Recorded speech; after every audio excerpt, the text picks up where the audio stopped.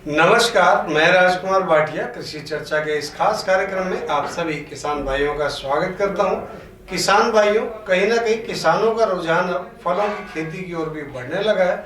इसीलिए आज के इस कार्यक्रम में हम फलों के उचित पोषण को लेकर बात करेंगे कृषि विशेषज्ञ डॉक्टर महावीर मलिक से। डॉक्टर साहब, स्वागत है आपका। धन्यवाद भाटिया साहब, और आप सभी का अभिनंदन। डॉक्टर साहब, खाद व उर्वरक का किस तरीके से बेहतर इस्तेमाल हो कि फलों की उत्पादन बेहतर मिल सके? अमूमन देखने में आया कि किसान भाई बागों में खाद नहीं डालते हैं जी। फसलों में संतुलित मात्रा में उर्वरक डालते हैं, उससे आवश्यकता से भी ज्यादा डाल देते हैं। लेकिन बागों से हम पैदावार तो लेना चाहते हैं फलदार पौधों से, और खाद के मामले में या उर्वरक के मामले में बाग को बिल्कुल अवॉइड करते हैं जी। तो यदि बागों में संतुलित मात्रा में उर्वरक दिया जाए, ठीक समय पर सिंचाई की जाए, कीड़ा और बीमारी कोई आ रही है उसका समय से नियंत्रण किया जाए, तो बागों से फलदार पौधों से भी हम अच्छी पैदावार ले सकते हैं जी। तो क्या कब कब डालने चाहिए जो बेहतर है? हाँ, बागों में या फलदार पौधों में, चाहे वो किसी ने बाग लगाया है या किसी ने अपने किचन गार्डन में भी कोई पौधा लगाया हुआ है, तो ये ध्यान रखें कि खाद डालने का समय जब जड़ें सक्रिय हों और उसमें नया फुटाव आने लगे या उसमें फल बन रहे हों, तो ये सबसे उपयुक्त समय होता है। और ऐसा समय दो बार आता है। एक बार तो फरवरी का महीना ऐसा है जिसमें जड़ें सक्रिय होने लगती है, नया फुटाव आता है, या फिर जुलाई का महीना जब बरसात होती है उस समय ज़्यादा जड़ें सक्रिय होती हैं। तो ये दो समय सबसे उपयुक्त समय होते हैं उर्वरक डालने के। तो गोबर की जो खाद हम खेत में डालते हैं, फलदार पौधों में डालते हैं या बागों में डालते हैं, तो 1 साल के पौधे में एक से 3 साल के पौधे में लगभग 10 से 30 किलोग्राम डालते हैं, और बड़े पौधों में हम लगभग 50 किलोग्राम से लेकर 100 किलोग्राम तक गोबर की खाद प्रत्येक पौधा डालते हैं। तो इसमें ये ध्यान रखा जाना जरूरी है कि दिसंबर के महीने में इसे डालते हैं, गलीसरी खाद डालते हैं, ताकि ये 2 महीने में गल सड़कर अपघटित होकर फरवरी के महीने में जब जड़ें सक्रिय हैं तो उपलब्ध हो जाएगी। इसी के साथ ये भी प्रयास किया जाता है कि जो नाइट्रोजन और फास्फोरस या पोटाश वाली खादें हैं उन्हें भी दिया जाना जरूरी है। तो उसके लिए नाइट्रोजन की आधी मात्रा, फास्फोरस पोटाश वाली खादों की पूरी मात्रा हम फरवरी महीने में यानी गोबर की खाद के साथ लगा देते हैं पूरी मात्रा, आधी मात्रा नाइट्रोजन की लगाते हैं। नाइट्रोजन की बाकी आधी बची हुई मात्रा फरवरी महीने में लगाते हैं। या जैसे अमरूद है तो उसमें इसकी एक मात्रा फरवरी में लगाते हैं और दूसरी मात्रा जुलाई में नाइट्रोजन वाली खादों की लगाते हैं। बेर में नाइट्रोजन खाद की आधी मात्रा जुलाई के महीने में लगाते हैं और फिर जाकर उसकी मात्रा अक्टूबर के महीने में से लगाते हैं।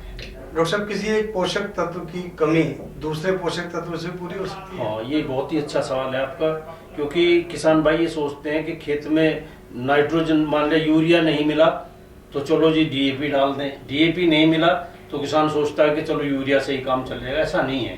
पोषक तत्व पौधे को 17 पोषक तत्व, जैसे आम फसलों को 17 पोषक तत्व चाहिए, फलदार पौधों को भी 17 पोषक तत्वों की आवश्यकता होती है। तो जिसमें नाइट्रोजन, जिसमें कार्बन, नाइट्रोजन, ऑक्सीजन, ये तो पौधा हवा पानी से ले लेता है।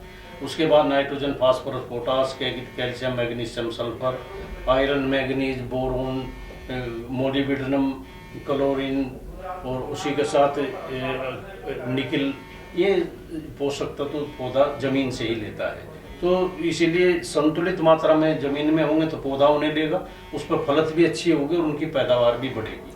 तो एक पोषक तत्व दूसरे पोषक तत्व की पूर्ति नहीं कर सकता।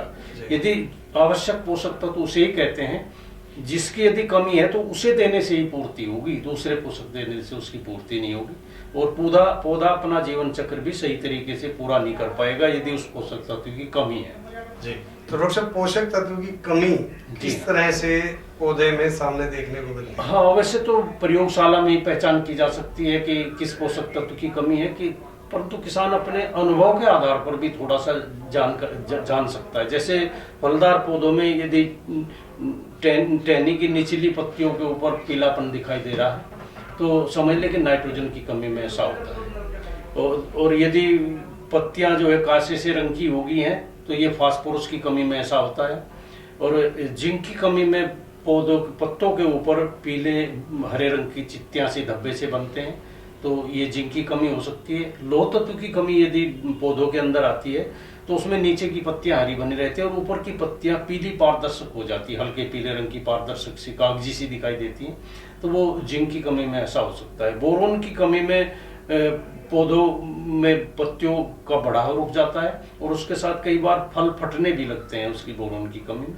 तो किसान भाई अपने अनुभव से इनकी पहचान करके, इनकी पूर्ति करके अपने जो फलदार पौधे हैं उनसे अच्छी पैदावार ले सकते हैं। जी, तो डॉक्टर साहब गोंद सा भी कई बार फलों पे आता है। हाँ, ये गोंद सा निकलना या फलों का फटना, ये बोरोन की कमी से ऐसा होता है।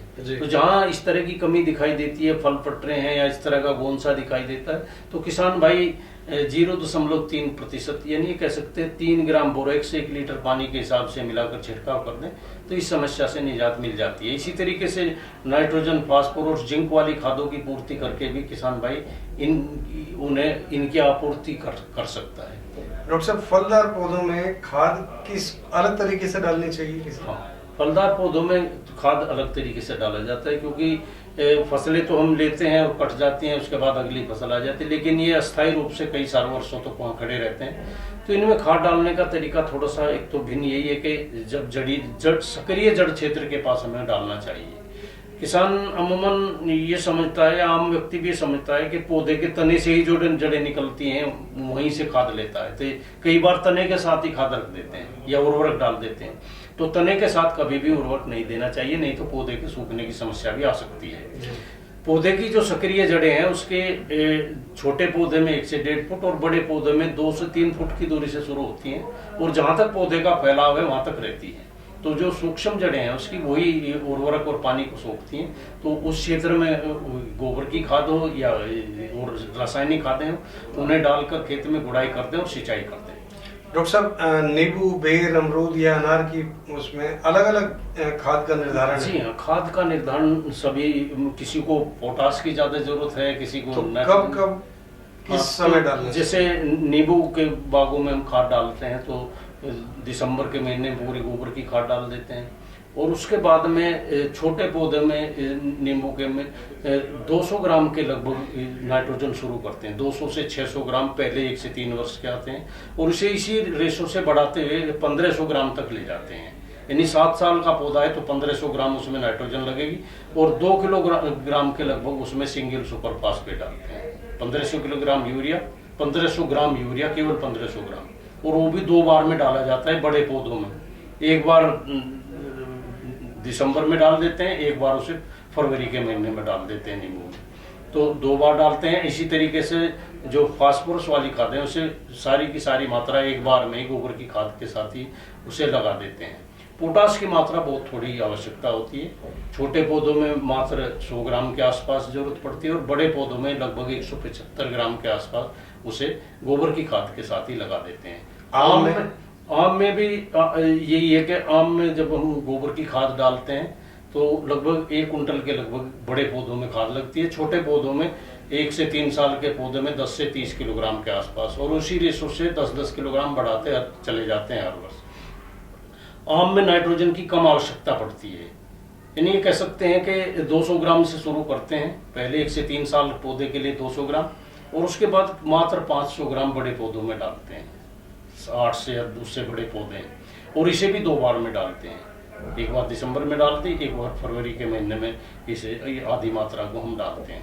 और जो फास्फोरस वाली खादें हैं या पोटाश वाली खादें हैं बड़े पौधों में, यानी 8 से 10 साल के जो पौधे हैं, पेड़ हैं, उनमें लगभग 1-1 किलोग्राम सिंगल सुपर फास्फेट और 1-1 किलोग्राम म्यूरेट ऑफ पोटाश डाला जाता है। और उसे सारे कोई दिसंबर या फरवरी के महीने में या मार्च के महीने में नहीं डाल पाए तो अब भी उसे किसान भाई डाल सकते हैं। डॉक्टर साहब अमरूद और बेर में अलग अलग है? हाँ, अमरूद में भी अमरूद में थोड़ा सा भिन्न है क्योंकि गोबर की खाद को हम दिसंबर में डालते हैं और जो अपनी नाइट्रोजन वाली खादें हैं गोबर की, उसे नाइट्रोजन वाली खाद आधी मात्रा और उसके साथ में फास्फोरस और पोटाश वाली खादें इन्हें फरवरी के महीने में डाल देते हैं और जुलाई के महीने में आधी नाइट्रोजन उसमें डालते हैं।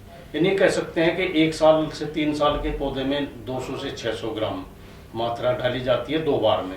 और जो बड़ा पौधा है 7 साल या उससे बड़ा पौधा है तो उसमें 1500 ग्राम यूरिया 2 बार में, फरवरी और दिसंबर में, फरवरी और जुलाई में।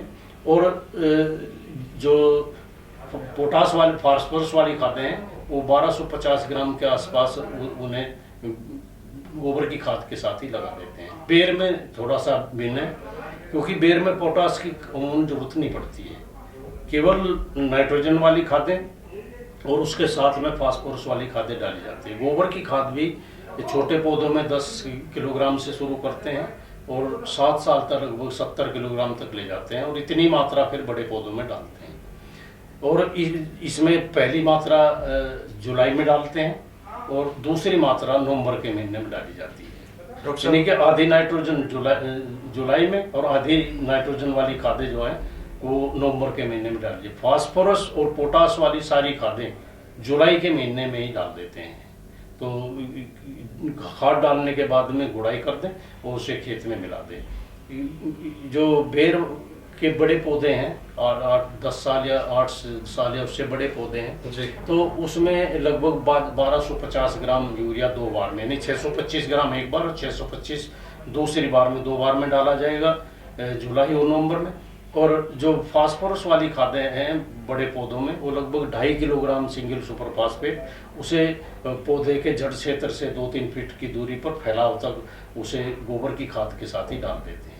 तो इस तरीके से यदि किसान भाई उर्वरक सही संतुलित मात्रा में डालेंगे तो उनसे उनकी पैदावार फलों की अच्छी मिलेगी, फलत भी ज़्यादा होगी, फलों की गुणवत्ता भी बढ़ जाती है। और आज के समय में फलों की आवश्यकता भी है, क्योंकि केवल अन्न खाने से ही गुजारा नहीं होता, बल्कि जो विटामिन हैं या पोषक तत्व हैं फलों में भरपूर मात्रा में होते हैं।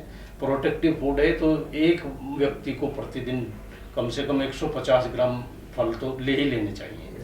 तो डॉक्टर साहब, किसान भाइयों को बहुत अच्छी जानकारी आपने फलों के बाग को लेकर दी है, बहुत बहुत धन्यवाद। धन्यवाद, और आप सभी को भी बहुत बहुत धन्यवाद।